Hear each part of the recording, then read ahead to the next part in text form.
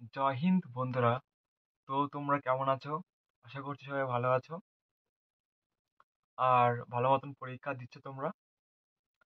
তো আজকে এই ভিডিওটা করার একটাই উদ্দেশ্য যে ওয়েস্ট বেঙ্গলে সেফ স্কোর কতটা থাকা প্রয়োজন। ঠিক আছে?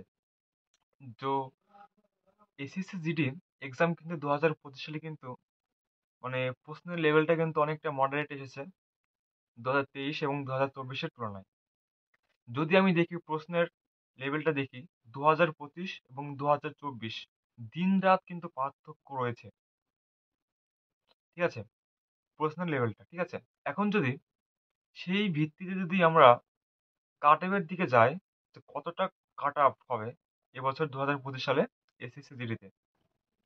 তো সেভ স্কোর মিনিমাম যারা এসসি বর্ডার ডিস্ট্রিক্ট তারা 50 প্লাস কিন্তু কোশ্চেন যদি তোমরা ঠিক করতে পারো, তোমরা একদম তোমরা একদম কিন্তু টেনশন মুক্ত। ঠিক আছে?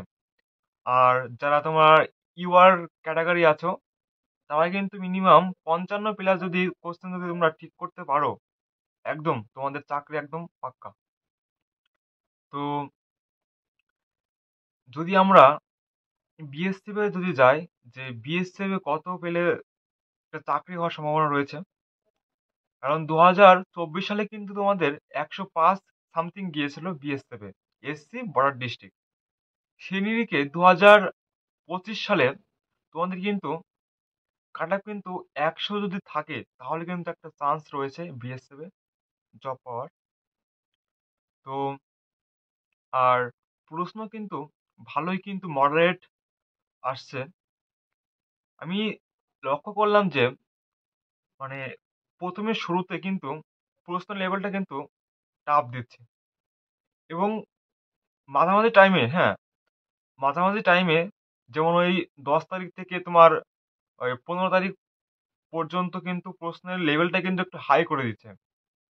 কিন্তু আবার এই 16 তারিখ থেকে আবার প্রশ্নের লেভেলটা কিন্তু একটু লো করে দিয়েছে। ঠিক আছে?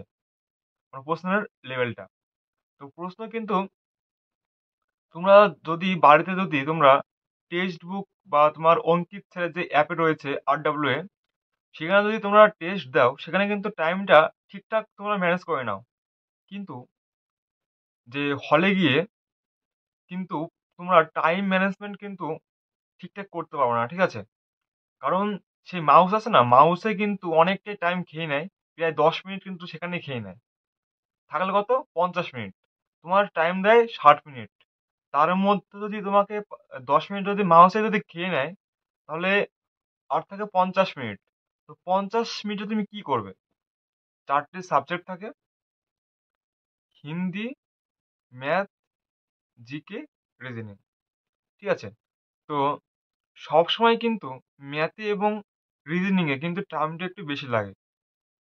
আর 10 মিনিটে কিন্তু তোমার ওই মাউসেই কিন্তু শেষ হয়ে যাবে, আর থাকবে মাত্র 50 মিনিট। তো 50 মিনিটে তোমাকে তো চারটে সাবজেক্ট কভার করতে হবে, দেখতে হবে। তো তার জন্য যাদের কিছুদিন পরে পরীক্ষা আছে, তারা মিনি মক টেস্ট দাও। ওই 20 মার্কের যে সমস্ত ম্যাথ হয়, জিকে হয়, তোমার রিজনিং হয়, হিন্দি হয়, সে সমস্ত মিনি মক টেস্ট দাও। ঠিক আছে? তাহলে তোমাদের একটু ইমপ্রুভ হবে, টাইমটা তোমরা সঠিকভাবে তোমরা করতে পারবে। তো কথাটা হচ্ছে, তোমরা হিন্দিটা কিন্তু ঠিকঠাক বুঝে শুনে কিন্তু উত্তরটা দেবে। আর জিকে কিন্তু মিনিমাম 10টা কিন্তু পারবেই। 10টা এসএসসি জিডিতে নর্মাল 10টা দেয় পারার জন্য। যারা একটু ভালোভাবে পড়ে, প্রিপারেশন আছে, তারা কিন্তু 10টা হামেশাই পারবে। ঠিক আছে? আর ম্যাথে কিন্তু তোমরা 10 থেকে 12টা কিন্তু অঙ্ক নর্মালি সবাই পারবে।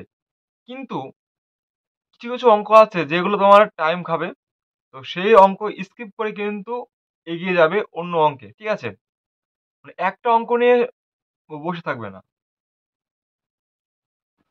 তো অলমোস্ট আশা করছি সবার পরীক্ষা ভালো হচ্ছে।